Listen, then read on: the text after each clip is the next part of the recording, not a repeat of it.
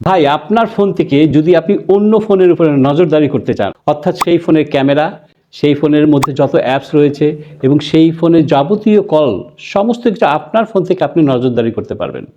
খুবই চমৎকার একটি বিষয়, আপনি শিখে রাখেন। হয়তো কোনো ক্ষেত্রে আপনার এই বিষয়টি প্রয়োজন হতে পারে। তার পূর্বে আপনি আমার এই আইডিটি ফলো করে রাখতে পারেন প্রতিনিয়ত গুরুত্বপূর্ণ ভিডিও পেতে, যা আপনার অনেক কাজে আসবে। আর এই জন্য আপনি প্লে স্টোরে এসে সার্চ বারে টাইপ করবেন flash get kids for parents. আপনি এই যে এই অ্যাপসটি দেখছেন, এটা আপনি ইনস্টল করে নেবেন আপনার মোবাইলে। এখন আপনি ওপেন করে নিচে দেখেন নেক্সট লেখা রয়েছে, এখানে আপনি ট্যাপ করে দেবেন। এখন আপনার যে কোনো একটা জিমেল অ্যাড্রেস দিয়ে এখানে লগ ইন করে নিতে হবে। এখন এখানে প্রথমে দেখেন প্যারেন্ট ডিভাইস লেখা রয়েছে, এখানে আপনি ট্যাপ করে দিয়ে এগ্রি বাটনে আপনি ক্লিক করে দেবেন।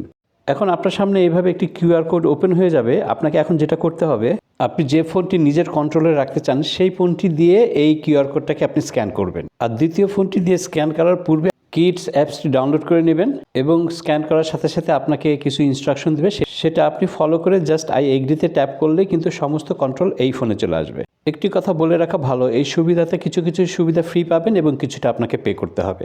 আপনার প্রয়োজনে আপনি অবশ্যই একবার হলেও চেষ্টা করে দেখবেন। Thank you.